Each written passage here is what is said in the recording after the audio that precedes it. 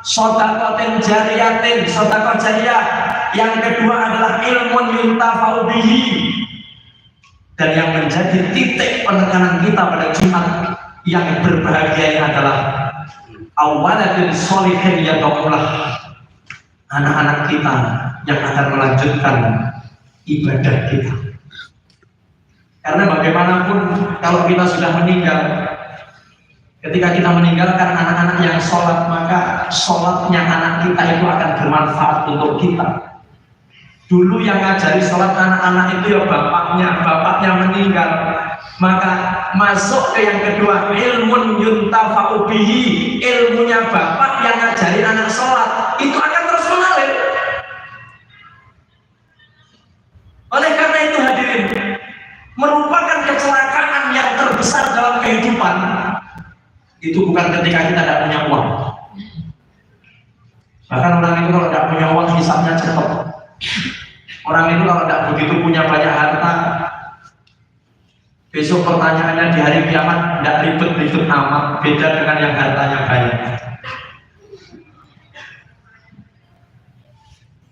Anak ini merupakan aset kita, merupakan tabungan jangka panjang kita yang akan melanjutkan perjuangan kita, melanjutkan ibadah yang kita lakukan ketika kita sudah menghadap kepada Allah.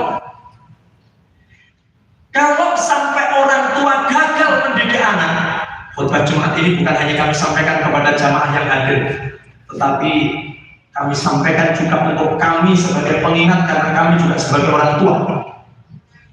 Merupakan kecelakaan terbesar dalam kehidupan ketika orang tua gagal mendidik anak, ketika orang tua gagal memiliki anak yang soleh, yang berbakti kepada orang tuanya. Ketika orang tua gagal, hadirin, maka yang terjadi adalah degenerasi, terputusnya generasi.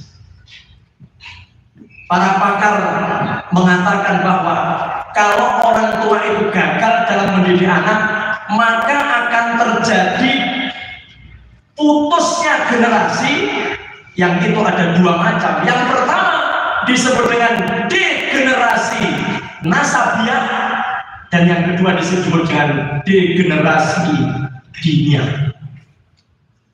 Apa yang dimaksud dengan degenerasi nasabiah?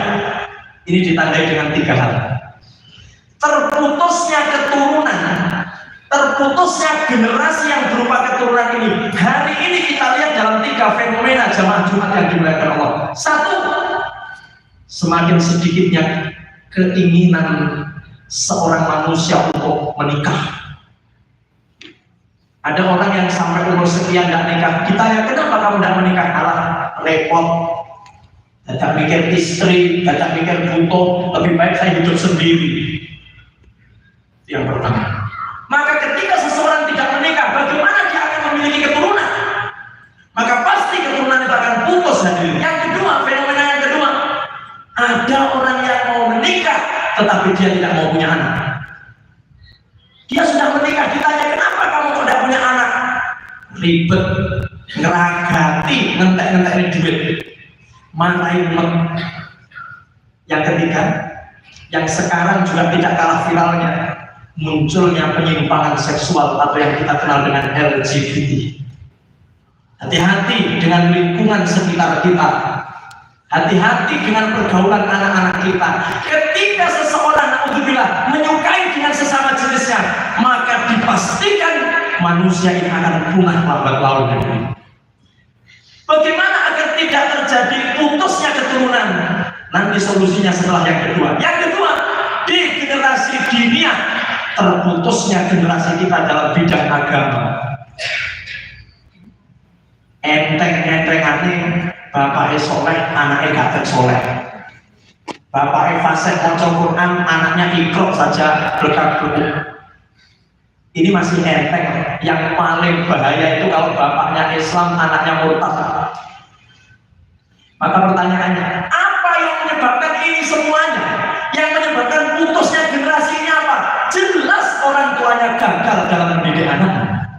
Hadirin yang dimuliakan Allah, karena keterbatasan waktu khutbah Jumat ini kami sampaikan firman Allah Subhanahu